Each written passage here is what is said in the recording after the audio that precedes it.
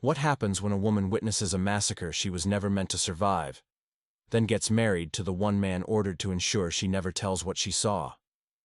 This isn't a love story. This is about silence, survival, and the lies people believe to justify unspeakable things. Stay until the end. You won't see this coming.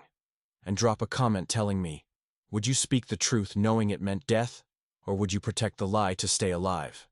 New Mexico Territory, 1878. The blood was still wet on Sarah Brennan's hands when they came for her. She knelt in red dirt beside the dry wash, 21 years old, blonde hair matted with dust and something darker. Her dress, the blue cotton one her sister had sewn last spring, was torn at the shoulder and stained brown across the bodice. 3 horses approached through the heat shimmer.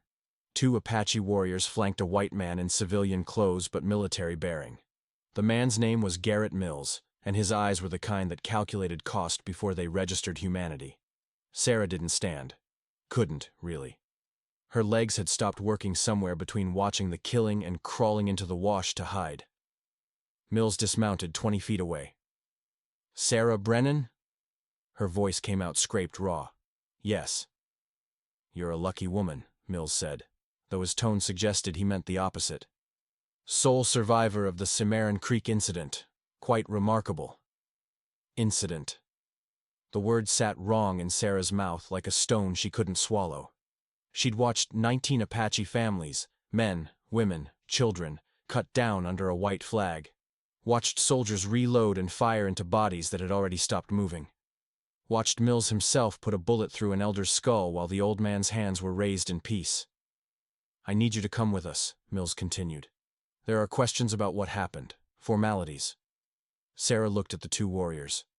Young men, maybe 25, with faces like carved granite, and eyes that revealed nothing. They weren't there as companions. They were there as handlers. "Where?" she managed. "Apache Council territory," Mills replied. "You'll be cared for there while we sort this out." Cared for. Another wrong word. Sarah tried to stand. Her knees buckled. One of the warriors, the taller one with a scar bisecting his left eyebrow, moved forward and caught her arm. His grip was firm, but not cruel. He steadied her, then released her immediately, as if touching her contaminated him. "Can you ride?" Mills asked. Sarah nodded. Lying, but what else could she do? They lifted her onto a spare horse.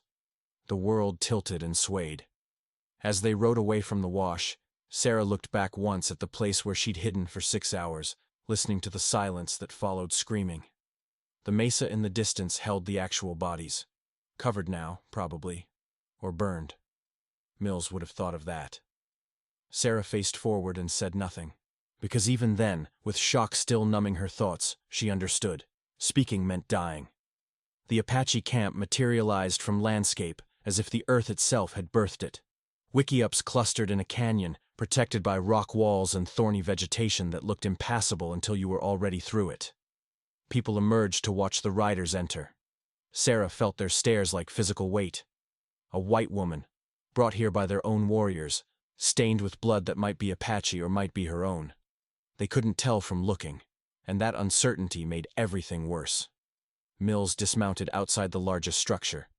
"The council will see you now." Inside, 5 elders sat in a semicircle. The air smelled of sage and old leather and decisions already made. Mills stood to one side. The 2 warriors who'd brought Sarah took positions flanking the entrance. An elder woman with white hair braided with red cord spoke first in Apache. The tall warrior translated, his English accented but precise. "You are Sarah Brennan. You lived at Cimarron Creek Settlement." "Yes," Sarah said. "You were there 3 days ago when soldiers came." Sarah's throat closed. She forced out, "Yes." "Tell us what you saw." This was the moment, the choice that would define whether she lived or died, and how. Sarah looked at Mills. He watched her with the stillness of a snake evaluating prey. She looked at the elders, waiting, judging. She looked at the tall warrior. His face remained impassive, but something in his stance suggested coiled tension, like he expected her to bolt or scream or shatter. "I saw." Sarah stopped, started again. I saw Apache families coming under white flag to negotiate water rights. I saw soldiers open fire. I saw everyone killed. The truth. Simple. Devastating. Mill's expression didn't change, but the air in the wiki-up shifted like a storm front moving in. The elder woman spoke again. The warrior translated. And how did you survive when all others died? I was fetching water, Sarah said. Down in the wash. I heard the shooting and I hid. Her voice cracked. I hid like a coward and listened to them die. Mills cleared his throat. If I may, counsel. Miss Brennan is traumatized and confused. What she witnessed was a defensive action.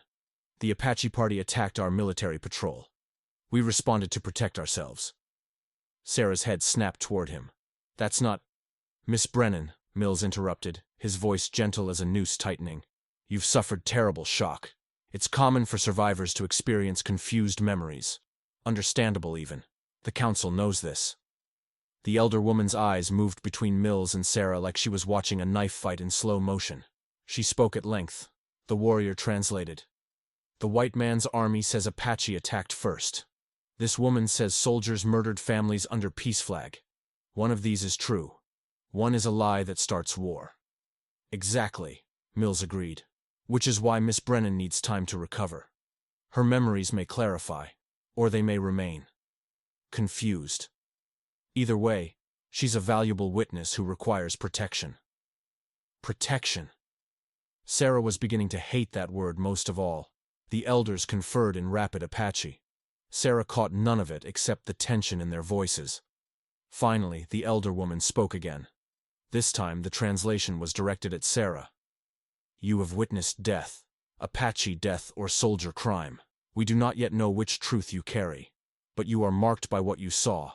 Marked women bring danger. Speaking brings war. Silence brings suspicion. I don't understand, Sarah whispered. You survived when all died, the warrior translated. And for the first time his voice carried a hint of emotion, something like revulsion or fear. In Apache belief, one who walks through death untouched is changed. Spirit marked. The mark can be blessing or curse. We do not know which you are. Sarah stared at him. I'm not cursed. I just hid. I'm not… Whether you believe does not matter, the elder woman said through translation. What matters is that we believe, and belief makes reality. Mills stepped forward. The council and I have discussed a solution. Miss Brennan requires protection, from those who might harm her to prevent her testimony, and from her own confused state. The Apache require assurance that this incident won't escalate. I propose a bond marriage. Sarah's blood went cold. What? You'll be married into the tribe, Mills continued smoothly, under both Apache custom and territorial law. This accomplishes several things. It places you under tribal authority, preventing any unfortunate federal investigations. It ensures your safety, and it demonstrates Apache cooperation with peaceful resolution. You can't force me to marry someone, Sarah said, voice rising. Mills smiled. Not warmly. Miss Brennan, you're a witness to a violent incident on tribal lands. The alternative is federal custody while we investigate. That means Fort Union. That means a holding cell. That means interrogation by men far less gentle than myself.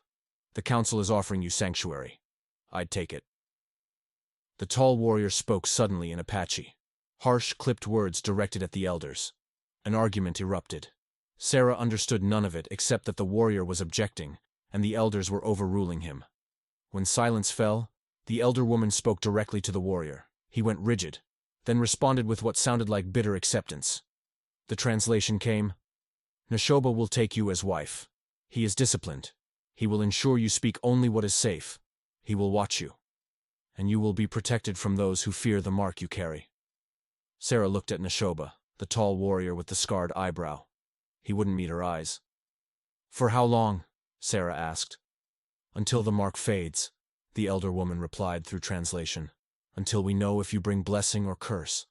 Until the truth of Cimarron Creek becomes clear or becomes buried. And if I refuse? Mills answered before translation could begin. Then you're in federal custody by sundown. and federal custody has ways of clarifying confused memories. Your choice, Miss Brennan. It wasn't a choice. It was a cage with 2 doors, both locked. When? Sarah asked. Tonight, Mills said. Best to formalize things quickly. Prevents complications. That evening, Sarah stood beside a man who despised her while words were spoken in a language she didn't understand, and promises were made that neither of them wanted.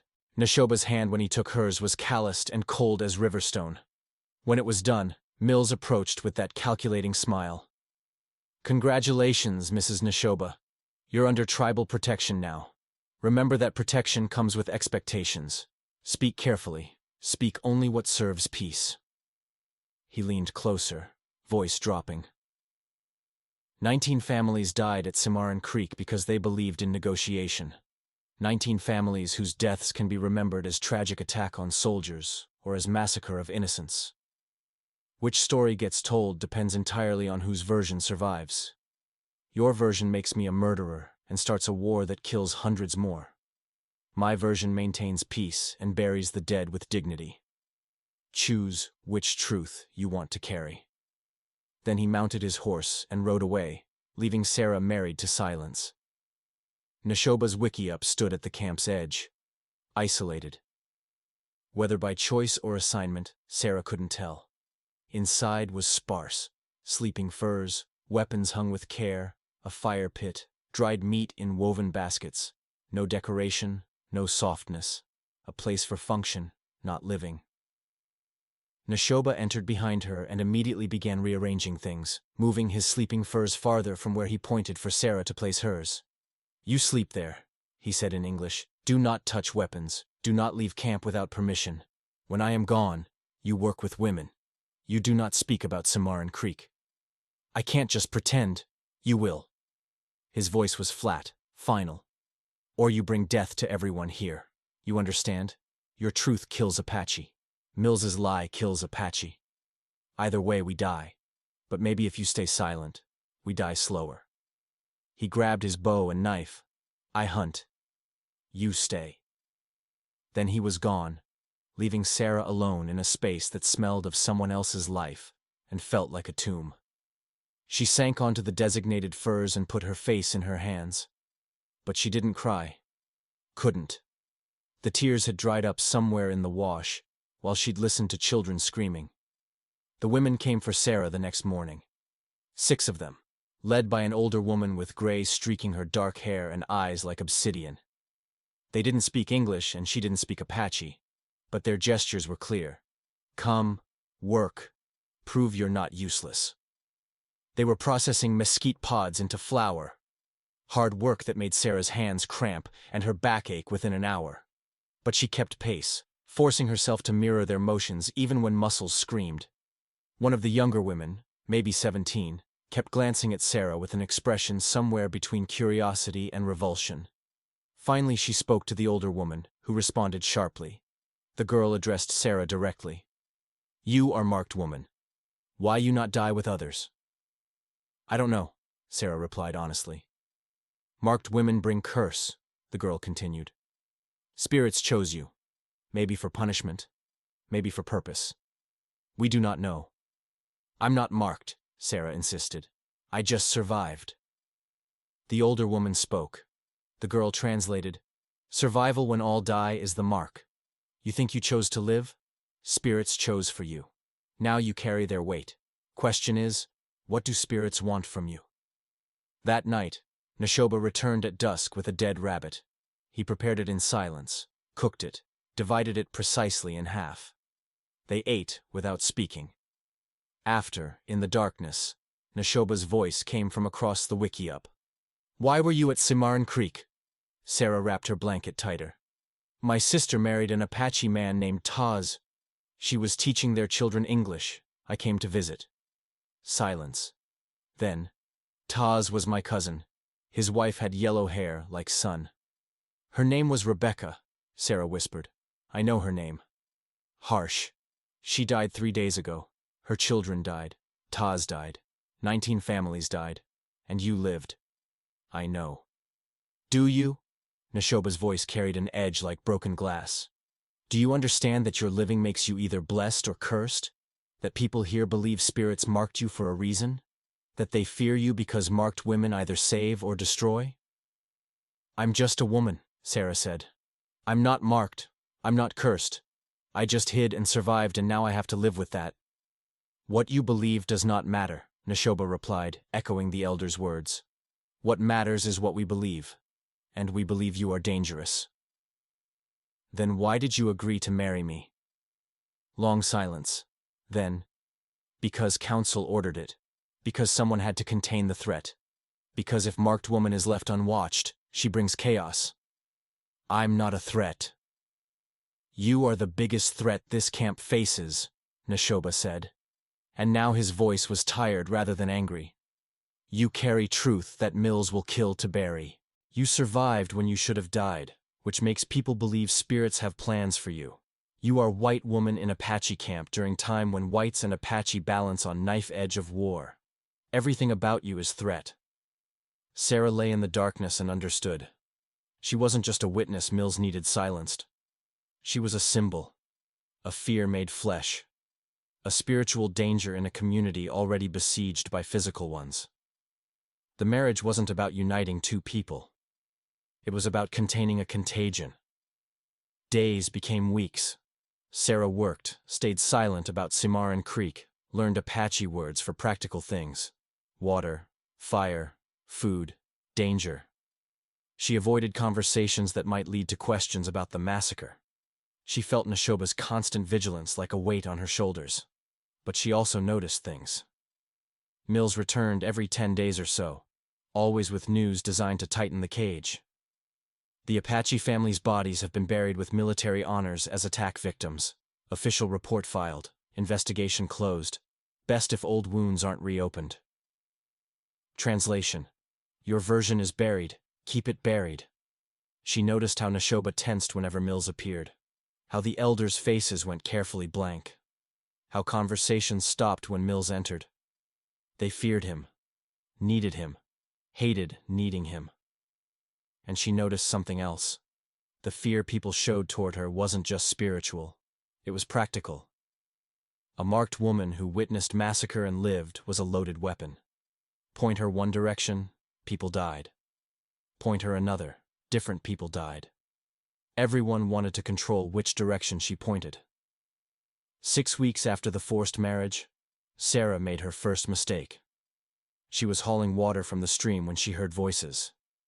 Men arguing in English beyond the rocks. She recognized Mills' voice immediately. The other was unfamiliar. The witness problem is contained, Mills was saying. Married into the tribe, isolated, too frightened to speak. And even if she did, who'd believe her? Traumatized woman with confused memories, married to savages. Her credibility is destroyed. And the mark? The other voice asked. The Indians believe she's spiritually dangerous. Mills laughed. Superstitious nonsense, but useful nonsense. They'll keep her locked down tighter than any cell because they think spirits are watching. Perfect solution. What if she remembers more? What if she talks? Then Neshoba deals with it, Mills replied coldly. That's why we arranged the marriage. He's loyal to the council, and the council knows that one woman's testimony threatens everyone. If she becomes a problem, she disappears. Marked women die mysteriously all the time in Apache culture. Sarah's blood froze. And Neshoba knows this? The other voice asked. He knows his duty. Protect the tribe. Even from his own wife if necessary. Sarah backed away silently, water forgotten. She made it to the wiki up on legs that barely functioned, her mind racing. Neshoba was supposed to kill her if she spoke. The marriage wasn't just containment, it was execution waiting to happen. When Neshoba returned that evening, Sarah couldn't look at him. She prepared food mechanically, ate nothing, lay down on her furs facing the wall. You are afraid, Neshoba observed. Not a question. No, Sarah lied. You lie poorly. He was quiet for a moment. What happened? Nothing. Sarah. Her name in his mouth for the first time. What happened? She rolled over to face him. If I speak about Cimarron Creek, you're supposed to kill me, aren't you? Neshoba went absolutely still. Who told you this? I heard Mills, talking to someone. He said the council expects you to eliminate the threat if I become a problem. Neshoba's expression was unreadable in the firelight. Finally. Mills says many things. Not all true. But that part is true, Sarah said. Isn't it? He didn't answer immediately. When he did, his voice was careful. Council said you must not speak what threatens the tribe. They said you are my responsibility. They said marked women who bring chaos must be managed. Managed, Sarah repeated. Like killing a dangerous animal. Like protecting everyone from everyone, Neshoba replied. Including protecting you from yourself. How is killing me protecting me? If you speak, Mills kills you, Neshoba said bluntly. If you speak, federal government arrests you, and you disappear into prison system and die there. If you speak, warriors like Goyakla, who lost family at Cimarron, decide you are cursed and kill you themselves. If you stay silent, you stay alive. Do you understand? I understand that everyone wants me silent or dead, Sarah said. Including you. No. Sharp, angry. Not including me.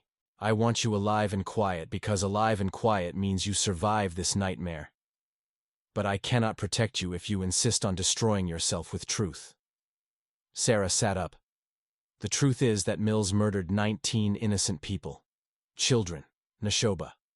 I watched him shoot a child who was already wounded and crying for her mother. How do I stay silent about that?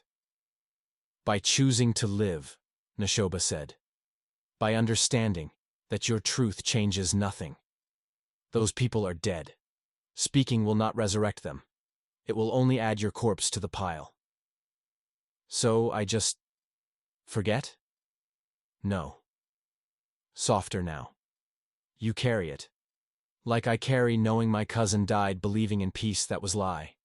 Like elders carry knowing Mills controls whether we eat or starve. Like all of us carry weight of surviving while others did not. You carry it silently, and you survive. That is how we all survive. Sarah lay back down, staring at the smoke hole above. They call me marked, cursed. But maybe the mark isn't spiritual. Maybe it's just that I know something I can't unknow. That I saw something I can't unsee. And now I have to live with it eating me from inside while pretending everything is fine. Yes, Neshoba agreed quietly. That is exactly what the mark is. And it does not fade. It only gets easier to carry. Weeks became months. Sarah learned to process hides, to make baskets, to speak enough Apache to manage basic conversations. She learned which women pitied her, which feared her, which hated her for being white in their midst. She learned that Neshoba hunted like a ghost and fought like a storm, that he spoke 4 languages, that he'd lost most of his family to white disease and the rest to white violence, that he despised being forced into marriage as much as she did, but took the responsibility seriously because that was who he was. She learned he was fundamentally decent in a world that punished decency. And she learned that Mills returned every 2 weeks like clockwork, always with the same message wrapped in different words. Stay silent. Stay contained. Stay useful. 4 months into the marriage, everything shifted. A white woman arrived at camp, older, maybe 40, with steel-gray eyes and ink-stained fingers. Her name was Margaret Hayes, and she introduced herself as a correspondent for the Boston Evening Transcript. I'm writing about Apache relations and reservation conditions, she told Sarah when they were introduced. I heard there was a white woman married into the tribe. Quite unusual. I'd love to interview you. Sarah felt Neshoba's tension from across the wiki-up, felt the elder's attention sharpen. There's not much to tell, Sarah said carefully. Surely there's something, Margaret pressed. How did you come to marry into the tribe? What's your experience been? The public is fascinated by stories of cultural crossing. It's private, Sarah replied. Margaret's eyes were too sharp, too knowing. I also heard you were at Cimarron Creek during the incident 4 months ago. As the only survivor, your perspective would be invaluable. The wiki-up went silent. I don't speak about that, Sarah said. Why not? Margaret asked. 19 people died. Don't their stories deserve to be told? Their stories are told, Neshoba interjected, his English suddenly flawless. Federal report. Apache attacked military patrol. Soldiers defended themselves. Everyone knows this story. Do they? Margaret looked at him. Because I've heard whispers of a different story. One where peaceful families were massacred under white flag. One where a witness was conveniently married off and silenced. Mills appeared in the doorway like a summoned demon. Miss Hayes, I'm Captain Garrett Mills, Territorial Liaison. I'm afraid you're trespassing on restricted tribal land. You'll need to leave. I have permission from the council, Margaret replied calmly. Permission I'm revoking, Mills said. For everyone's safety. Margaret stood slowly, gathering her notebook. But her eyes on Sarah were piercing. If you ever want to tell your story, Miss Brennan, the Boston Evening Transcript will print it. Guaranteed. Sometimes the truth needs louder voices than one woman can provide alone. She left. Mills watched her go, then turned to Sarah with that calculating smile. I hope you didn't say anything foolish to the reporter, he said. She said nothing, Neshoba replied, before Sarah could speak. She understands her place. Good. Mills's gaze lingered on Sarah. Because witnesses who speak to newspapers have tragic accidents. Marked women die mysteriously. And the truth, real or imagined, stays buried with them. After Mills left, Sarah sat trembling. He threatened to kill me. In front of you. In front of everyone. Yes, Neshoba agreed. And no one will stop him. No. Because my silence is worth more than my life. Because your speech ends more lives than your silence, Neshoba corrected. If that reporter prints your story, federal government investigates. Investigation finds Mills guilty. Mills's superiors cannot allow that. Makes Army look bad, threatens treaties, justifies violence from both sides. So they bury the truth harder. Bury you harder. And then they punish tribe for allowing you to speak. More rations cut, more land taken, more children starved. Sarah looked at him. How do you live with this? Knowing truth and being forced to swallow it. Neshoba's scarred face was shadow and firelight. Same way you do. Day by day. Breath by breath. By remembering that surviving sometimes means carrying unbearable weight so others do not have to. That night, Sarah lay awake and thought about Margaret Hayes, about newspapers, about truth told loudly enough to matter, and about the cost of speaking versus the cost of silence. Both prices were paid in blood. The question was, whose blood and how much? The next morning, Sarah woke to find Neshoba gone, and an older woman named Tsitsi sitting by the fire. Neshoba says you stay inside today, Tsitsi said in broken English. Mills watching, waiting for mistake. I didn't make a mistake, Sarah protested. No, but Mills wants you to. Tsitsi poured something that smelled like pine needle tea. Marked woman who speaks to outsider is marked woman who cannot be controlled. Mills prefers controlled or dead. Why are you telling me this? Tsitsi's weathered face showed something like pity. Because you still believe truth matters. That speaking changes things. Apache knows better. White people killed us with promises, with paper, with lies told until they became truth. Your truth against Mills' lie? Lie wins. Lie has money and guns and government behind it. Your truth has only you. That's not enough, Sarah whispered. No, Tsitsi agreed. It never is. But 2 days later, Neshoba returned with news that made Sarah's blood run cold. Margaret Hayes died, he said without preamble. Horse fell. Broke her neck. Very tragic. Sarah's hands stilled over the basket she was weaving. Horse fell. That is official story. But the real story? Neshoba's eyes were hard. Real story is that women who ask dangerous questions have dangerous accidents. Real story is that Mills does not leave loose ends. Real story is that you are alive only because you are contained. The moment you are not contained, you become loose end. Sarah set down the basket with shaking hands. He killed her. Because she was asking about Cimarron Creek. Yes. And no one will investigate. Who would investigate? Mills is the investigator. He writes the reports. He creates the truth. Sarah stood abruptly, pacing the small space. So that's it? He murders 19 families, then murders anyone who asks questions, and nothing happens. That is the world, Neshoba said. Not cruel, just factual. That has always been the world. I can't accept that. Then you will die too. He caught her arm, forcing her to face him. Listen to me, Sarah. I have watched white people destroy my family, my friends, my way of life. I have watched them lie and steal and murder and call it civilization. I have watched truth die 1,000 times because lies have bigger guns. You think your witness changes this? It does not. It only gets you killed. So I do nothing? Sarah pulled free. I just live with knowing and staying silent? You live, Neshoba said. That is not nothing. That is everything. But that night, lying on her furs, Sarah couldn't stop thinking about Margaret Hayes, about Rebecca and her children, about 19 families who died believing in peace, about truth buried so deep it might never surface, and about whether survival that required absolute silence was really survival at all. The answer came 3 weeks later, carried by a rider who arrived at dusk with news that shook the entire camp.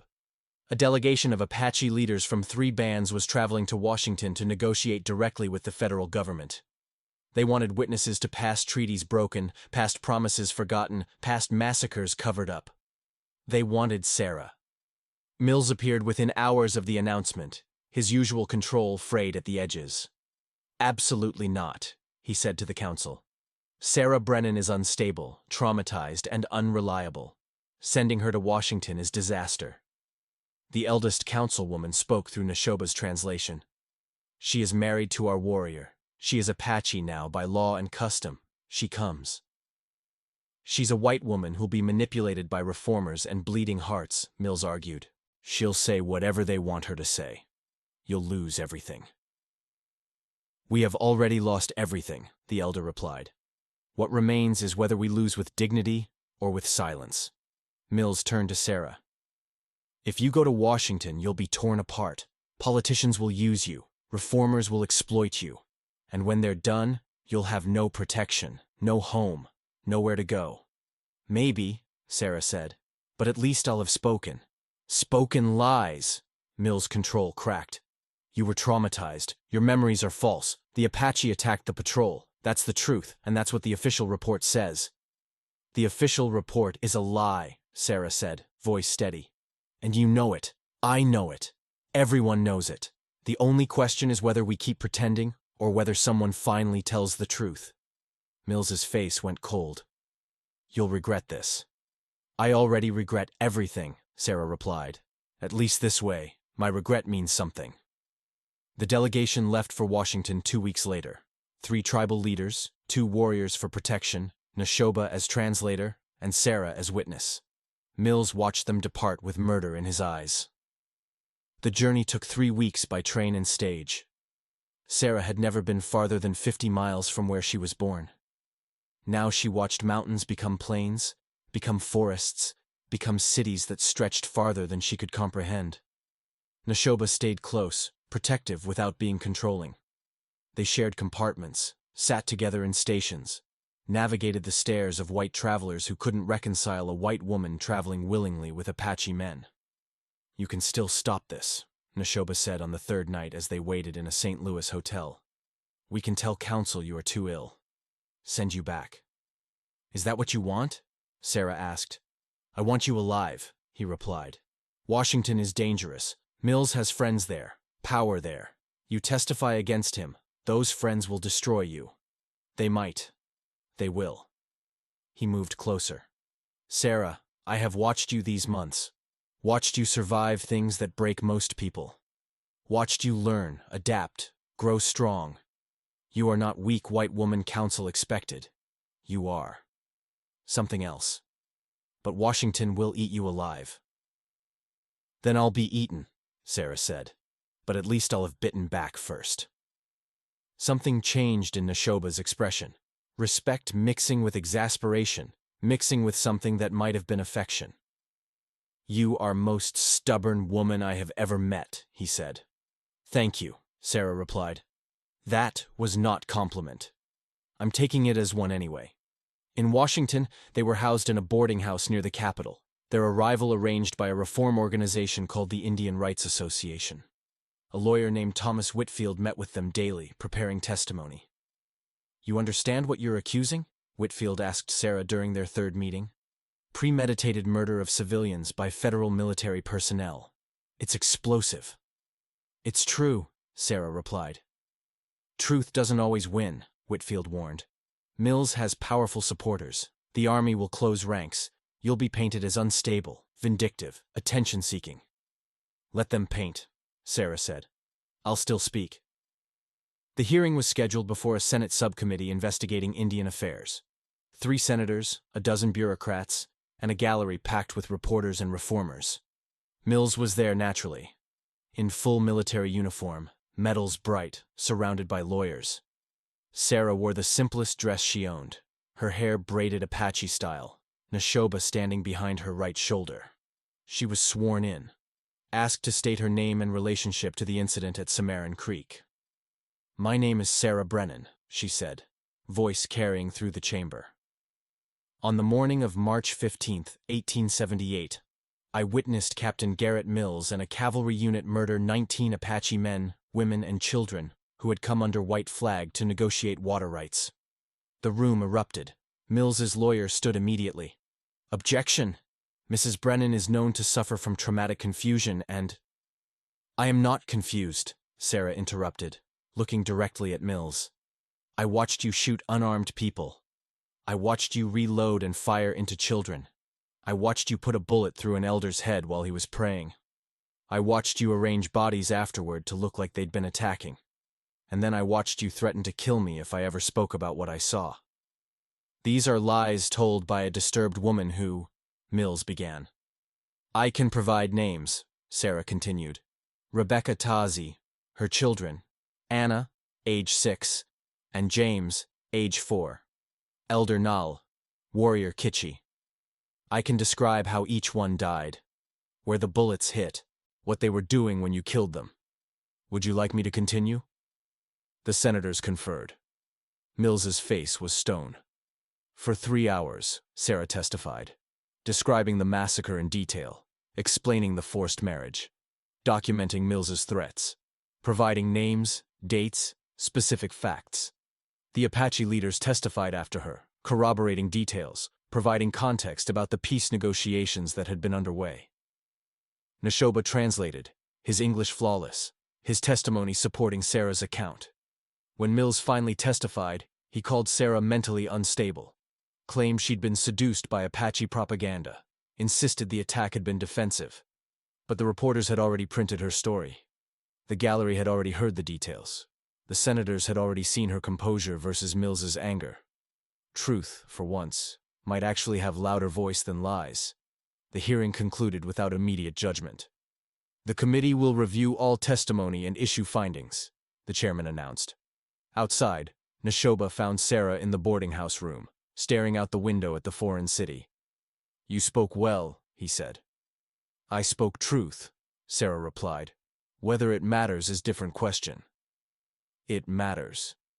He moved to stand beside her. 19 families will be remembered now, not as attackers, as victims, because you refused to stay silent. "And what happens now?" Sarah asked. Neshoba's expression darkened. "Now Mills tries to kill us before findings are published." He was right. The attack came that night. 3 men with knives entering through the boarding house window while Sarah slept. She woke to hands around her throat and Neshoba's roar as he threw one attacker across the room. The fight was brutal, close quarters, desperate. Sarah grabbed the lamp and smashed it across an attacker's head. Neshoba's knife found flesh twice before the third man fled. The 2 wounded attackers were captured. Under questioning, they admitted Mills had hired them. Not directly, he was too careful, but through intermediaries. The intent was clear: silence the witness permanently. The scandal exploded. Senators who'd been skeptical suddenly had attempted murder to consider alongside testimony. Newspapers that might have dismissed Sarah's account now had violence to report. Mills disappeared before he could be arrested. Last anyone saw, he was riding hard toward Mexico, leaving his career and reputation in ruins. The Senate committee issued findings 3 weeks later. Substantial evidence suggests the Cimarron Creek incident was not defensive action, but rather unprovoked attack on peaceful Apache families. Captain Garrett Mills is wanted for questioning. Reparations recommended. Formal apology issued. It wasn't everything. Mills escaped justice. The victims stayed dead, but the truth was public now. Official. Unable to be buried again. Sarah and Neshoba returned to the camp with the news. The reception was mixed. Some celebrated, some mourned that speaking had brought danger, some still feared the mark Sarah carried. But the elder woman who'd arranged the marriage called Sarah before the council and spoke words that Neshoba translated. You were marked by death and married to silence. But you chose to speak and lived anyway. The mark is not curse. It is witness. You have fulfilled the purpose spirits chose you for. The marriage bond, Sarah asked carefully. Is it fulfilled? The elder considered. You are free to leave if you choose. The year has passed. The debt is paid. The purpose is complete. Sarah looked at Neshoba. He looked back, expression carefully neutral, waiting for her decision. She thought about Boston, where Margaret Hayes had worked. About eastern cities where no one knew her story. About starting fresh somewhere civilization meant law and order instead of survival and silence. She thought about the wiki up at Camp's Edge. About learning to speak Apache and process hides and read weather in Neshoba's silences. About becoming someone she'd never imagined being. I'm staying, Sarah said. Surprise flickered through the assembled council. Neshoba's carefully neutral expression cracked into something that might have been relief. Why? The elder asked. You are free now. Why stay? Because this is where I chose to speak when speaking mattered most, Sarah replied. Because these people protected me when I was most vulnerable. Because... She looked at Neshoba. Because home isn't where you start. It's where you decide to stay. That night, Neshoba moved his sleeping furs beside Sarah's without asking. When she looked at him questioningly, he said simply, You are my wife. Not because council ordered it. Because I choose it. If you choose it too. I choose it, Sarah whispered.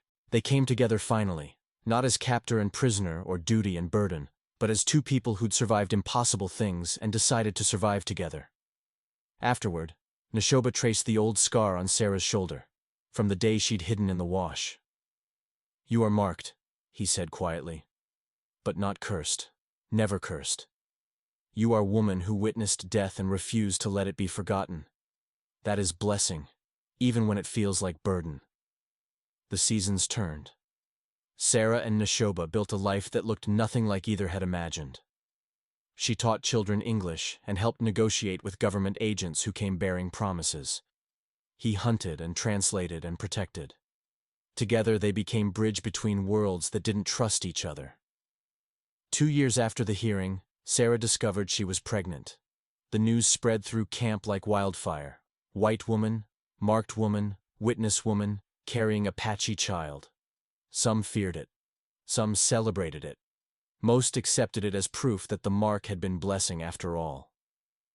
When the baby came, a daughter with Sarah's pale skin and Neshoba's dark eyes, they named her Witness. In Apache, Dahana.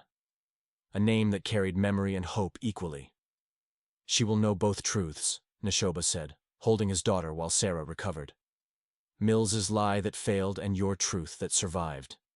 She will know that speaking costs everything, and that silence costs more.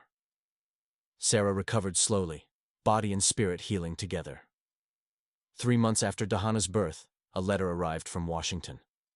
The Indian Rights Association wanted Sarah to speak at a conference about treaty reform, to tell her story again, to be the voice for other witnesses who'd stayed silent.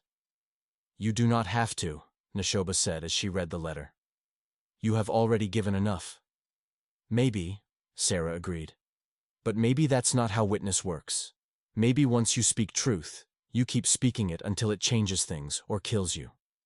Very likely kills you, Neshoba pointed out. Probably, Sarah admitted. But I have to try. She went to 3 more conferences over the next 5 years. Testified at 2 more hearings. Wrote letters that were published in Eastern newspapers. Became known as the witness of Cimarron Creek. The white woman who'd married Apache and refused to stay silent. It made her enemies. Mills's supporters.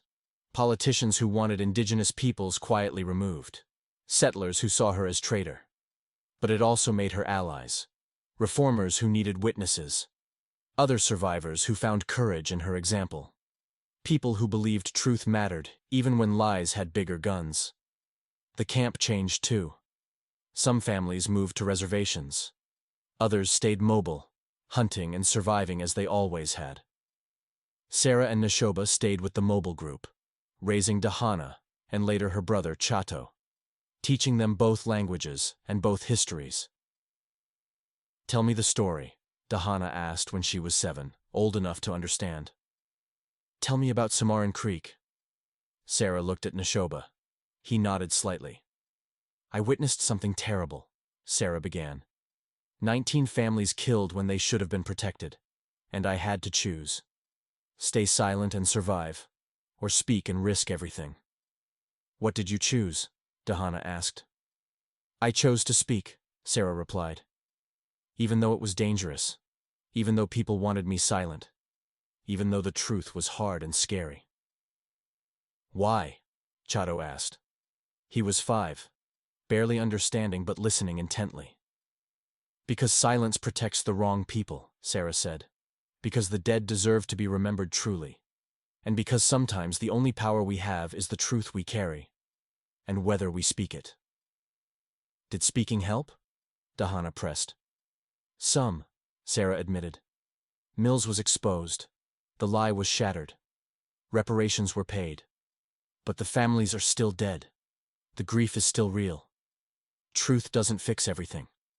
It just makes sure the lies don't win. 15 years after Cimarron Creek, Sarah sat outside the wickiup watching sunset paint the desert red and gold. Neshoba sat beside her, his hair now threaded with gray, his face lined by decades of hard living. Do you regret? He asked. The question he'd asked before, years ago, but with different weight now. Sarah thought about Rebecca and her children, about Margaret Hayes, about the cost of speaking and the cost of silence, about the life she'd built from forced marriage and witnessed massacre. I regret that it was necessary, she said finally. I regret that Mills murdered innocent people, and that speaking the truth about it nearly got me killed. I regret that my sister died, and that justice came too late and too small. But, Neshoba prompted. But I don't regret speaking, Sarah continued. I don't regret staying. I don't regret this life we've built. I don't regret you or our children or becoming someone I never expected to be. Neshoba took her hand, calloused palm against calloused palm. I regret that I saw you as enemy. That I believed the mark was curse. That I was ordered to contain you instead of choosing to know you. You chose eventually, Sarah said. Too late. Better late than dead, Sarah replied, echoing words he'd spoken years before. He laughed, rare and genuine. You remember everything. Marked women remember, Sarah said. It's the burden and the blessing. Their children were grown now. Dahana married to a warrior from another band. Chato learning to be translator and negotiator like his father. Both carrying the weight of 2 worlds and the knowledge that truth, while costly, was always worth speaking. Sarah received word 3 years later that Mills had died in Mexico, killed in a bar fight, drunk and alone, his name erased from military records, his lies remembered but no longer believed. She felt nothing. Not relief, not satisfaction, not grief, just the quiet understanding that some people died with their lies intact, but truth outlived them anyway. By the time Sarah's hair was white and her hands too arthritic for basket weaving, her story had become legend. Reformers told it. Activists cited it. History books, the honest ones, included it. The woman who witnessed massacre and refused to stay silent, even when silence meant survival. But Sarah knew the truth was more complicated. She'd stayed silent for months. She'd married to avoid death. She'd been contained and controlled and terrified. She'd only spoken when speaking became the last choice left, when staying silent meant letting Mills's lie become permanent truth. Heroism, she'd learned, was less about courage and more about choosing the hardest right over the easiest wrong, and living with the consequences either way. At 73, Sarah sat with her grandchildren and great-grandchildren, telling them the story one more time. "Remember this," she said, her voice still strong even as her body failed. "You are marked by what you witness, by what you know, by the truths you carry. The world will try to silence you, with fear, with threats, with marriage contracts and murder attempts and official lies." "What do we do?" her granddaughter asked. "You speak anyway," Sarah replied. "You speak because the dead cannot. You speak because lies grow strong in silence. You speak because truth, even costly truth, is the only inheritance worth leaving." "Even if it kills us?" the girl pressed. "Especially then," Sarah said, "because dying with truth spoken is still better than living with truth buried." Sarah Brennan died 3 weeks later, surrounded by family, her hand in Neshoba's. Her last words were not dramatic or profound, just a whisper. "I spoke." And Neshoba, who'd spent decades as her protector, her husband, her partner in survival, whispered back, "The whole world heard." Years after Sarah's death, the Cimarron Creek Massacre was officially recognized. A memorial was erected. Names were carved in stone. 19 Apache families, and one white witness who refused to let them be forgotten. Mills's name was struck from all honors. His lies were recorded in history as what they were: lies. And Sarah's testimony, preserved in Senate records, newspaper articles, and family stories, became the truth that endured. Not because truth always wins, but because one woman, marked by what she witnessed, chose to speak even when speaking meant losing everything. The marriage that began as containment became partnership. The mark that was meant to be curse became calling. The silence that was demanded became refusal. And the witness who should have died quietly became the voice that echoed through generations. Some say Sarah was blessed by spirits. Some say she was cursed and survived anyway. Some say she was just a woman in an impossible situation who made the only choice conscience allowed. All are true. All are incomplete. What matters is this: she witnessed death. She was forced to marry silence. She was marked as dangerous for knowing truth. And she spoke anyway. If this story of a witness who refused to stay silent, of forced marriage that became chosen love, and of truth that cost everything but meant more moved you, subscribe and like this video. Drop a comment. Would you have spoken the truth knowing it meant death? Or would you have chosen silence to survive? What would you do if you witnessed something the powerful wanted buried? Tell me your thoughts. And remember, sometimes the most dangerous thing you can be is the person who knows the truth. I'll see you in the next story.